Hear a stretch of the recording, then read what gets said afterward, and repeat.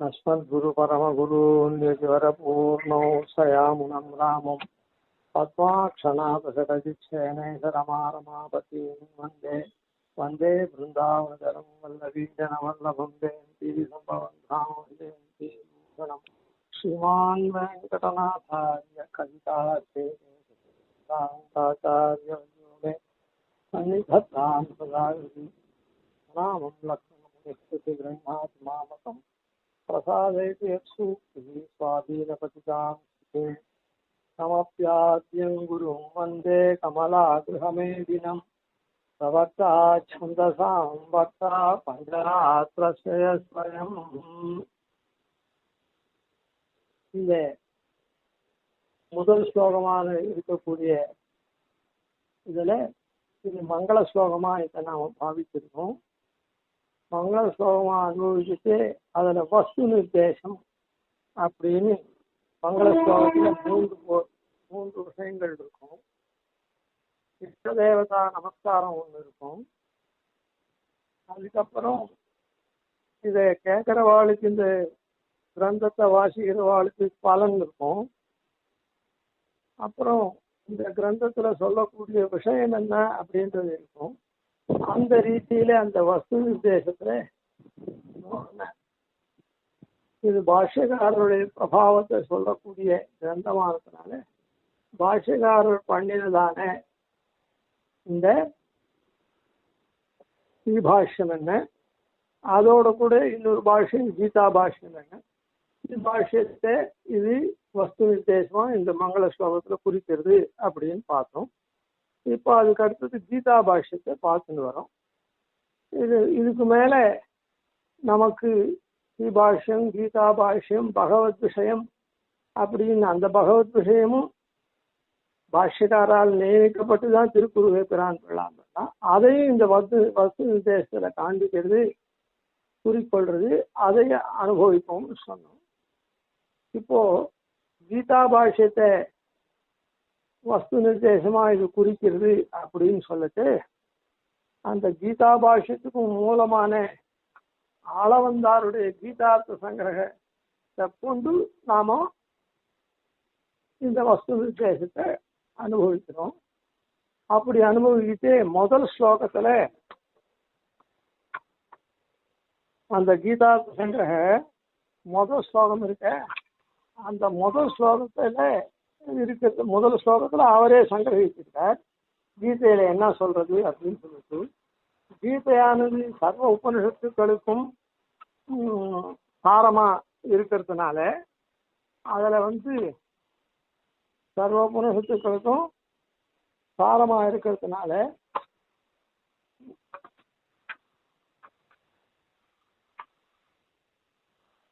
அதுல தத்துவமேகோ மகாயோகி ஹரிர் நாராயண பரஹான்னு தத்துவத்தையும் சொல்றது. இதமேகம் சுனிஷ்பன்னம் ஜேயோ நாராயண சதா அப்படின்னு ஹிதத்தையும் சொல்றது. தத்துவம் ஹிதம் ரெண்டுத்தையும் சொன்னாலும் கூட முக்கிய நோக்கு தத்துவத்துல தத்துவ பிரதிபாதனத்துல இருக்கு இந்த கீதா சாஸ்திரம். ரெண்டுத்தையுமே தான் கீதா சாஸ்திரம் சொல்றது. அப்படி சொன்னாலும் தத்துவமே பிரதானம் அப்படின்றது இந்த கீதா சாஸ்திரத்துல தத்துவத்தை ரொம்ப பிரதானமா உபாதிக்கிறது அப்படின்ற ரீதியில முதல் ஸ்லோகத்தை பண்ணினார். ஸ்வதர்ம ஜான வைராக்கிய சாத்திய பக்தியேக கோச்சரா நாராயண பரம் பிரம்ம கீதா சாஸ்திரே சமீரிதா அப்படின்னு சொன்னார்.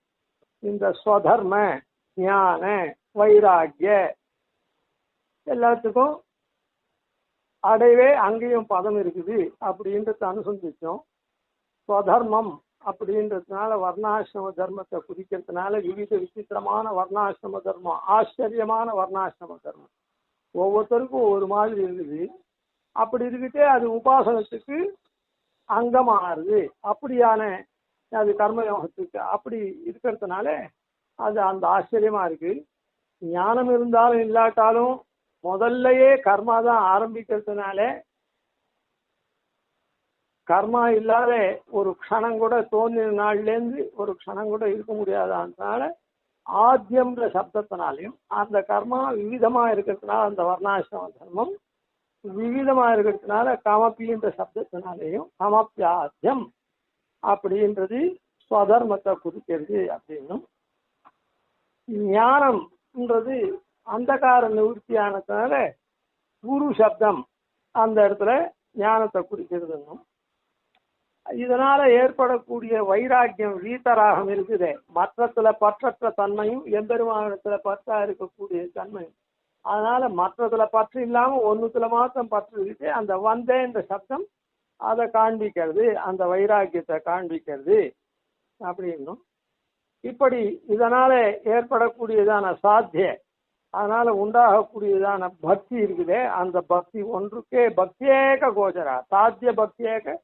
கோச்சரா அந்த அதுக்கே பலனா இருக்கக்கூடியவன் அப்படின்றத அதுக்கு பலனா யார் இருக்கக்கூடியவன் கமலா கிரகமேதி கமலா கிரகமேதினம்ன்றதுல கமலா கிரகமேதின்னு திருமகளோடு அந்த தர்மத்தை நடத்தக்கூடியவனா இருக்கானே அப்படின்றது அவன்தான் இந்த பக்தியேக கோச்சரனா இருக்கான் அதுக்கு பலமா இருக்கான் அப்படி திருமகளோடன்னு சொல்லியாச்சு அதான் அப்படிப்பட்டவன் தான் பரபிரம்மம் அவன் தான் நாராயணன் அவன் தான் பரபிரம்மம் நாராயணன் உத்கிருஷ்டமான பரபிரம்மம் அவன் நாராயணன் அப்படின்னு கீதா சாஸ்திரத்தை சொல்றதுன்றது பொதுவா பிரம்ம சப்தத்துல சொல்றதுனால பிரவக்தா சந்தசாம்ன்றதுனாலையும் அறுதியிட்டு இவன் நாராயணன் தான் சொல்லக்கூடியதா இருக்கிறதுனால அது பஞ்சராத்திர பக்தா அப்படின்னு சொல்றா அந்த பஞ்சராத்திர சாஸ்திரம் நாராயணனை அறுதியிட்டு சொல்றது இது வேதமாகப்பட்டது பொதுவில் பிரம்மம்னு அறுதியிட்டு சொல்றது அதுக்கு மேல நாராயணன் அது அறுதியிட்டு சொல்றது அந்த நாராயண இனவாரியான விசித்திரமான கர்மயோகங்கள்லாம் ஆச்சரியமான கர்மாவும் ஞானமும் கர்மயோகம் ஞான யோகங்கள்லாம் கொண்டு ஏற்படக்கூடிய வைராக்கியத்தினால கோச்சரமாக இருக்கக்கூடியவன்றுக்கான அந்த சாத்திய பக்தி வைராக்கியத்தினால சாத்திய பக்தி அதனால இவன் காண்றான்றது அது திருமகள் கேள்வனா இருக்கக்கூடியவன் ஸ்பஷ்டமா அங்க சொல்லப்பட்டிருக்கு அப்படின்னு நேற்று அனுபவிச்சோம். இப்போ இதுக்கு மேல இது பொதுவா கீதையில இந்த மாதிரி கீதா சாஸ்திரத்துல எம்பெருமான் பரபிரம்மம் நாராயணன் அப்படின்னு சொல்லப்பட்டிருக்கு தத்துவத்தை பிரதிபாதிக்கிறது அப்படின்னு சொல்லிட்டு சொன்னார். இப்ப இதுக்கு மேல 2, 3, 4 ஆகிய 3 ஸ்லோகங்கள்ல ஆளவந்தார் என்ன சாய்க்கிறார் அப்படின்னு சொன்னா கீதையில 18 அத்தியாயம் இருக்குது. எப்படி அந்த ஸ்ரீபாஷ்யத்துல 545 சூத்திரம் அது 156 அதிகரணங்கள்ல அடக்கப்படுறது. அந்த 156 அதிகரணங்கள் 16 பாதங்கள்ல அடங்கிறது. அந்த 16 பாதங்கள்ன்றது 4 அத்தியாயங்கள்ல அடங்கிறது. அப்படின்லாம் சொன்னமோ இல்லை, 4 அத்தியாயம் 16 பாதமாகுது. 16 பாதத்துல 156 அதிகரணம் இருக்குது. அந்த 156 அதிகரணம் 545 சூத்திரங்களை கொண்டது அப்படின்னு சொன்னா போல இந்த இடத்துல கீதா சாஸ்திரமாகப்பட்டது 18 அத்தியாயங்களை கொண்டதா இருக்குது. அந்த 18 அத்தியாயங்களுக்கு தனித்தனி பிரயோஜனம் இருக்குது. ஒவ்வொன்றும் ஒவ்வொரு அத்தியாயம் ஒவ்வொன்றுக்கு சொல்றது எப்படி ஒவ்வொரு அதிகரணம் ஒவ்வொரு விஷயத்தை பிரதிபாதிக்கிறதோ, ஆனா ஒவ்வொரு பாதத்தும் சேர்ந்து பல அதிகரணங்கள் சேர்ந்து ஒரு விஷயத்தை பிரதிபாதிக்கிறது. அது போல இந்த இடத்துலையும் 18 அத்தியாயங்கள் தனித்தனியே பிரதிபாதனம் பண்ணாலும் கூட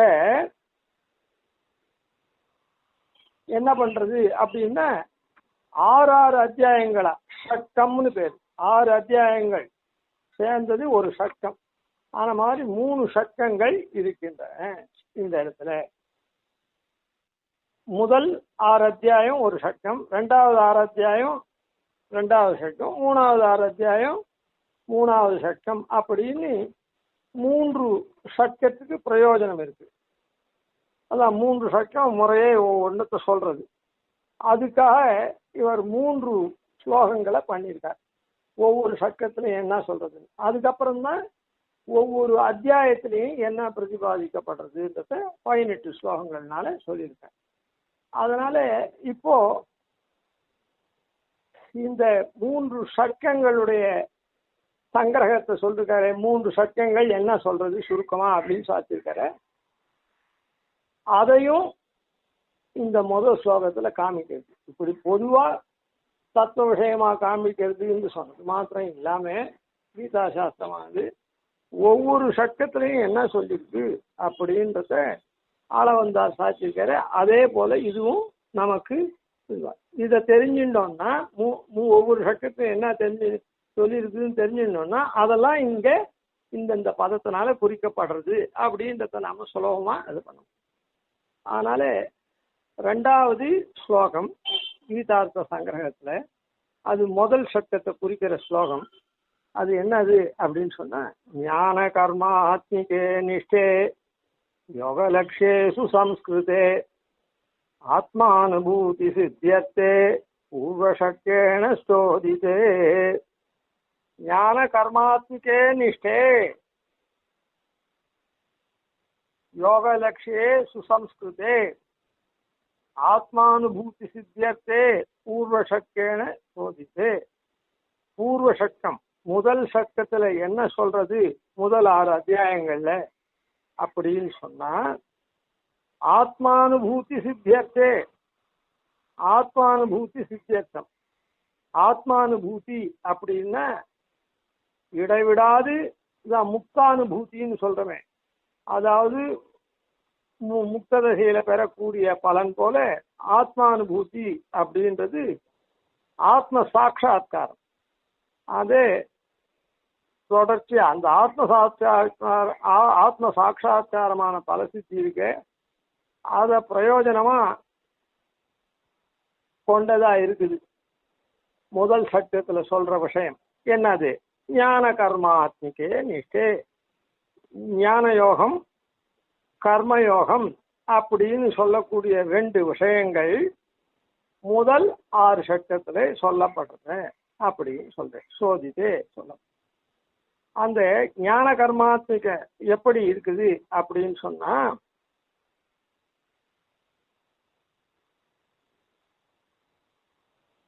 யோக லட்சியே சுசம்ஸ்கிருதே. யோக லட்சியம் இந்த இடத்துல இந்த யோகத்துக்கு லட்சியம் என்ன, குறிக்கோள் என்ன அப்படின்னு சொன்னா, ஜீவாத்ம ஸ்வரூபத்தினுடைய தாத்காலிக சாட்சா்காரம் அதுதான் நோக்கமா உடையதா இருக்கு. அதாவது முதல் சட்டத்துல சொல்லக்கூடியது ஞான கர்மாத்மிகே, ஞான யோகம் கர்மயோகம் 2த்தையும் சொல்றது. அதான் கர்மயோகம் ஞான யோகம் 2த்தையும் சொல்றது. இந்த 2த்தையும் சொல்றதுக்கு நோக்கு என்ன அப்படின்னு சொன்னா, ஜீவஸ்வரூபம் இருக்குதே ஆத்மஸ்வரூபம், அந்த ஆத்மஸ்வரூபத்தை சாட்சாத்கரிக்க கூடியதா இருக்குது. ஆத்மஸ்வரூபத்தை சாட்சாத்கரிக்க கூடியதா இருக்குது.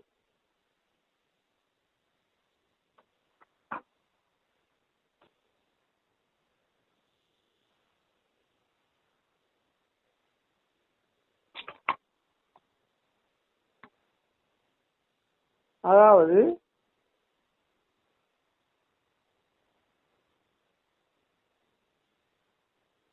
கர்மயோகம் பண்றான், கர்மயோகம் பண்ணி அப்புறம் ஞான யோகம் பண்றான். இந்த ஞான யோகம் பண்ணச்சு முதல்ல சுருக்கமாக ஞான யோகம் பண்ணச்சு என்ன ஆகுதுன்னா, ஆத்ம சாட்சா்காரம் ஏற்படுறது. ஆத்ம சாட்சா்காரம் ஏற்படுறது. அந்த ஆத்ம சாட்சா்காரம் அப்படின்றது அந்த ஆத்ம சாட்சா்காரமான யோகத்துக்கு காரணம் ஞான யோகமா இருக்கு. அதாவது தன்னுடைய ஆத்மாவை சுவாத்மாவை நிரந்தரமா நினைக்கக்கூடியதான தியானம், அதுதான் ஞான யோகம். அது நடுவில் தான் இப்போ நாம சொப்னம் காண்ற மாதிரி ஆத்ம சாட்சா்காரம் வரும். ஆத்ம சாட்சா்காரம் அதுக்கப்புறம் அதுக்கு மேலேயும் அந்த ஞான யோகத்தை தொடர்ந்தே இருந்தோம்னா அதன் பலமா ஆத்மானுபவம் வரும். இந்த ஞான சாட்சா்காரம்ன்றது ஞான யோகம்ன்றது ஆத்ம சிந்தனம், சுவாத்ம சிந்தனம். நம்முடைய ஆத்மாவை நிரந்தரமா தியானம் பண்றது. அந்த தியானம் பண்றது இருக்க, அதனால என்ன வரும்னா ஆத்ம சாட்சா்காரம் வரும். அந்த ஆத்ம சாட்சா்காரம்ன்றது சொப்பனம் போன்றது. அது இந்த சரீரத்திலே வரும். அப்புறம் ஆத்மானுபவமான கைவல்யம்னு சொல்றேன். ஆத்மானுபவம் எப்போ வரும்? இந்த சரீர அனந்தரம் வரும். அதே மாதிரி உதாரணத்துக்கு பக்தி யோகத்துல கூட பகவத் சாட்சா்காரம் பக்தி யோகம் பண்ணச்சே இந்த சரீரத்திலேயே இருக்கிட்டே வரும். பகவத் சாட்சா்காரம் அப்படியே நாம எப்படி தியானம் பண்றோமோ அந்த இது. இப்போ வச்சுக்கோங்களேன், லௌகீகத்துல எதனா ஒரு பொருளை நாம விரும்பினோம்னா அது அப்படியே தோணிகிட்டே இருக்கா மாதிரி இருக்குது, கண் முன்ன நிக்கிற மாதிரி இருக்குது அப்படின்னு சொல்றோமோ இல்லை, அது போல வரக்கூடியது சாட்சா்காரம் பேரு. அது பகவத் சாட்சா்காரம் பக்தி யோகத்துல. இந்த ஞான யோகத்துல ஆத்ம சாட்சா்காரம். இந்த சரீரம் விட்டா அதை அப்படியே தொடர்ச்சியா பண்ணிட்டே இருந்தோம்னா, இடைவிடாது கடைசி பர்யந்தம் பண்ணிட்டே இருந்தோம்னா அங்க பகவத் அனுபவம் வரும். எப்படி வரும்? சரீர பத்தனம், சரீரம் போனா விட்டு அப்போ பகவத் அனுபவம், அங்க போய் பகவானை நேரம் அனுபவிக்கணும். இங்க அதே மாதிரி ஆத்மானுபவமாக கைவல்யம் வரும். அதனால இந்த ஞான யோகம்ன்றது ஒன்றும், அது அது வேற. ஞான யோகம்ன்றது ஆத்மாவை சிந்தனம் பண்றது. அது அதிலேருந்து உண்டாகக்கூடியது ஞான யோகத்தினால அதனுடைய காரியம். அதான் ஞான யோகத்தினால உண்டாகக்கூடியது ஆத்ம சாட்சா்காரம். அது வேற. ஞான யோகம் வேற. ஞான யோகம்ன்றது நாம பிரயத்தனப்பட்டு ஆத்மாவை சிந்திக்கிறது. அந்த சிந்திப்பதனால உண்டாகக்கூடியதான சாட்சா்காரம், அந்த ஆத்மாவை பார்க்கறா போல இருக்கிற தன்மை இருக்குதே, அது ஆத்ம சாட்சா்காரம். அது இந்த தசையிலேயே வரும்.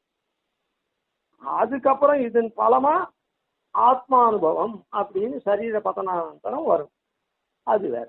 அதனால ஞான யோகம்ன்றது ஒன்றும், அந்த ஞான யோகத்துல ஆத்ம சாட்சா்காரம்ன்றது ஒன்றும். அதான் ஞான யோகம்ன்றது ஆத்ம சிந்தனம், நிரந்தர ஆத்ம சிந்தனம்.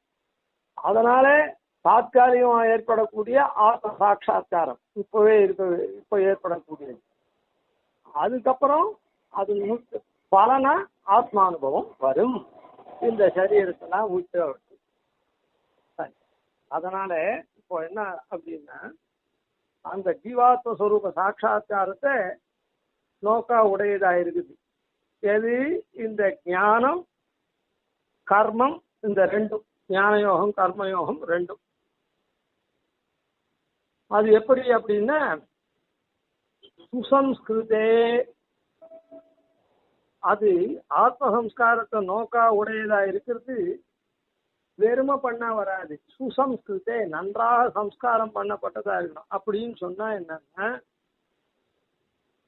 சாத்விக தியாகத்தோட கூடியதா இருக்கு. சாத்விக தியாகத்தோட கூடியதா இருக்கு. வெறுமை பண்ணா போராது. சாத்விக தியாகம்னா எம்பெருமானே தனக்காக தன் பிரயோஜனத்துக்காக தானே செய்விக்கிறான் அப்படின்னு செய்வித்தான், செய்விக்கிறான்னு முதல்ல சொல்லணும். செய்வித்தான் பின்னால சொல்லணும். ஸ்வஸ்மை சொத்தித்தே ஸ்வயமேவ காரயத்தி ஸ்வயமேவ காரித்தவான் அப்படின்னு அப்படி சொல்லக்கூடியது. அந்த சாத்விகத்தோட கூடியதா இருந்ததுன்னா அது என்ன? அது ஆத்மானுபூதி சித்தியர்த்தே. அந்த இடவிடாது சுவாத்ம சாட்சா்காரம் சித்தி இருக்குதே, பல சித்தி, அத பிரயோஜனமா உடையது. எது? இந்த ஞான கர்மாத்மிகே, ஞானமும் கர்மமாகிய நிஷ்டை, இரண்டு யோகங்கள். ஞான கர்மாத்மிகே நிஷ்டை, இந்த இரண்டு யோகங்களும் பூர்வ சத்தியன சோதித்தே, பூர்வ சத்தியத்துல சொல்லப்பட்டன அப்படின்னு சொல்ற. அதாவது கர்மயோகம் இருக்குதே, இந்த கர்மயோகமும் இதுவா பண்ணணும். என்னவா பண்ணணும்? நேற்றே சொன்னோம், இந்த கர்மயோகத்தை பகவத் பிரீத்தியர்த்தமா பண்றது. அதனாலதான் அந்த விவிதமா விசித்திரமா இருந்தா கூட வர்ணாசிரம தர்மம் அங்க முதல் ஸ்லோகத்துல சொல்லப்பட்டதல்ல, ஸ்வதர்மேன்னு சொல்லிட்டு. அதனால ஸ்வதர்ம ஜான வைராக்கியம் ஸ்வதர்மம்னு சொல்லிட்டு விவித விசித்திரமா இருந்தாலும் அது மேல் கொண்டு பண்ணக்கூடிய ஞான யோக பக்தி யோகங்களுக்கெல்லாம் அங்கமாகுது அப்படின்னு சொன்னமே. அது எப்படி அங்கமாகுது அப்படின்னு சொன்னா, பகவத் பிரீத்தியர்த்தம் பண்றதுனால விவிதமா விசித்திரமா இருந்தா கூட அவனுக்கு உண்டானபடிக்கு தக்கபடிக்கு அந்த பகவத் பிரீத்தியர்த்தம் ஆக்கிவிடுறதுனால அது எல்லாருக்கும் ஒரே மாதிரியான அங்கத்தின சித்திக்கிறது அப்படின்னு. சரி, அதனால இந்த ஞான கர்மாத்மிக நிஷ்டை, அந்த ஞானமும் கர்மமும் ஆகிய இந்த இருக்க ரெண்டு யோகங்கள், ஞான யோகம் கர்மயோகம். அப்படி இதுல ஞான யோகத்தை பத்தி இப்ப சொல்லிட்டோம். கர்மயோகம் இந்த மாதிரி பகவத் பிரீத்தியர்த்தம் சாத்விக தியாகத்தோடு பண்ணோம்னா பண்றதுக்கும் கர்மயோகம் சுலபம். கர்மா பண்ணி வழக்கமானதுனால கர்மா சுலபம். அதனால ஞான யோகத்துல அது பழக்கம் இல்லாததுனால அதுல தவறு நேரத்துக்கு நிறைய இருக்கு சந்தர்ப்பம். ஆனா கர்மயோகத்துல அப்படி தவறு நேரத்துக்கு அவ்வளவு சந்தர்ப்பம் குறைச்ச தவறு நேராது. ஏன்னா கர்மாவை பண்ணி வழக்கமானதுனால அதை பகவத் பிரீத்தியர்த்தமா பண்றது. இப்படி பகவத் பிரீத்தியர்த்தமா பண்றதுனால அதுவே என்ன ஆகுது, ஞான யோகத்துக்கு உண்டான பலனும் அதுல கிடைக்கிறது. வெறும கர்மாவை பண்ணோம்னா நமக்கு பண்ணோம்னா அந்த ஞானம் இல்லை. ஞானம்ன்றது என்னது? ஆத்ம ஞானம். ஆத்ம ஞானம்ன்றது என்னது? ஆத்மா இந்த சரீரம் இல்லை, பிரகிருத்தியான பிரகிருதி சம்சேகம் சரீரம் இருக்குது, அந்த சரீரம் இல்லை, சரீரத்தை காட்டிலும் வேறுபட்டது, சரீரம் அழியக்கூடியது, அது ஆத்மா நிச்சயமா இருக்கக்கூடியது, சரீரம் அச்சேதனமானது, ஆத்மா சைத்தன்யம் உள்ளது, ஞானம் உள்ளது, ஆத்மா எம்பெருமானுக்கு சேஷம் இப்படின்னு தெரியுது ஞான யோகத்தில். அது தெரிஞ்சுட்டுதான் அதுக்கப்புறம் அந்த ஆத்ம சிந்தனம் பண்றோம்.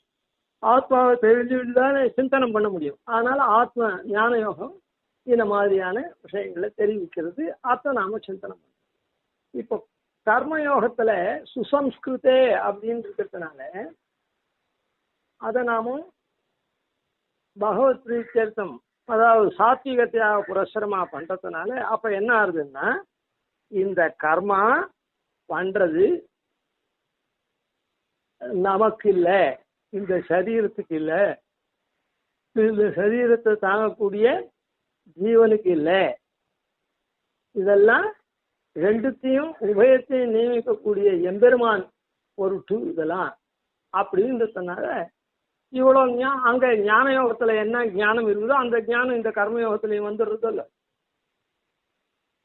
அதனால கர்மயோகத்து மூலமாவே கூட கர்மயோகம் ஞான யோகம் பக்தி யோகம் பண்ணணும்.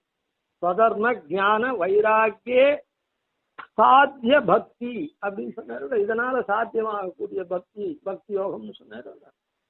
அப்படி இல்லாத இந்த கர்மயோகத்தினாலே கர்மயோகம் அப்புறம் ஞான யோகம் அதுலேருந்து பக்தி சாத்தியமாகுது அப்படின்னு சொன்னாரு. அப்படி இல்லாதையே கர்மயோகத்திலேருந்தே நேர பக்தி யோகம் பண்ணலாம். ஏன்னா அந்த ஞானம் இதுலயே இருக்குது. ஞான யோகத்துல ஆத்ம ஜானம் தானே வேணும். அந்த ஆத்ம ஜானமான விஷயம் இங்கேயே தெரியுது. அதை தெரிஞ்சுட்டுதான் கர்மயோகத்தை சாத்விக தியாகத்தோட பண்றான். அதனால கர்மயோகம் பண்ணியே அதுலயே ஞான யோகம் உள்ளடங்கினதா இருக்கிறதுனால நேரவே பக்தி யோகமும் பண்ணலாம். என்ன, அப்படி இப்போ இந்த இடத்துல பக்தி யோகங்கிறது பெருமாள் அடையறதுக்கு உண்டான விஷயம். அதனால இந்த கர்மயோகத்தினாலேயும் ஆத்ம சாட்சா்காரம் வரும். கர்மயோகம் பண்ணி ஞான யோகம் பண்ணாலும் ஆத்ம சாட்சா்காரம் வரும். அதான் ஞான கர்மாத்மிகே நிஷ்டே யோக லட்சியே சுசம்ஸ்கிருதே ஆத்மானுபூதி சித்தியத்தே. ஆத்மானுபூதி சித்தியத்தேன்னா ஆத்மா அனுபவம். அது இங்கேயே வருது. சிந்தனம் பண்ணச்சே, ஞான யோகம் பண்ணச்சே, ஞானத்தை கொண்டு சிந்தனம் பண்ணச்சே அது என்ன ஆகுது? ஆத்ம சாட்சா்காரம். சாட்சா்காரம் அப்படியே பார்க்கற மாதிரி, சொப்பனத்துல பார்க்கற மாதிரி. அதாவது ஒருத்தரை நாம பார்க்கறோம், அதை மனசால நினைச்சுட்டு அந்த பேசினதோ அதுவோ இதோ அந்த மாதிரி இருக்கிறதுலாம் இருக்குதுன்னு வச்சுப்போம். இப்போ காதலன் காதலி அப்படி வச்சுப்போம். இல்லை ஒரு காதலன் காதலியே அப்படி மனசால அப்படியே நினைச்சுட்டு அப்படியே அனுபவிக்கிறாங்க. அது ஆத்ம சாட்சா்காரம். ஆத்மானுபூதி அப்படின்றது என்னதுன்னா அவளை நேர பார்த்து அனுபவிக்கிறது இருக்குதே அது. அந்த மாதிரி ஆத்மாவை நேர அனுபவிக்கக்கூடிய தன்மை இந்த சரீரம் விட்டு தான் சரீர சம்பந்தம் இல்லாத ஆத்மானுபவம் வரும். இப்போ ஆத்ம சாட்சா்காரம். அந்த ஆத்ம சாட்சா்காரன்றது எதிர ஆளே இல்லாம அவளுடைய நினைவுனால மாத்திரம் அவ தோன்ற மாதிரியும், அவ அழக ரசிக்கிற மாதிரியும், அவளோட பேசுற மாதிரியும் அதெல்லாம் இருக்குது. சிரிக்கிற மாதிரியும், ஆடுற மாதிரியும், போடுற மாதிரி, அத போல சாட்சா்காரம். சரி, ஞான கர்மாத்மிகே நிஷ்டே யோக லட்சியே சுசம்ஸ்கிருதே ஆத்மானுபூதி சித்தியத்தே பூர்வசக்தியன சோதித்தே அப்படின்னு சொல்ற. முதல் 6 அத்தியாயங்கள்ல கர்மயோகத்தையும் பக்தி யோக ஞான யோகத்தையும் சொல்றார் அப்படின்னு. அதுவும் சுசம்ஸ்கிருதே அப்படின்னு சொல்ற. அதான் நேத்தே நாமும் இந்த அர்த்தங்கள்லாம் பார்த்துருக்கோம். அதனால சுலபமா முடிஞ்சு போயிடும்.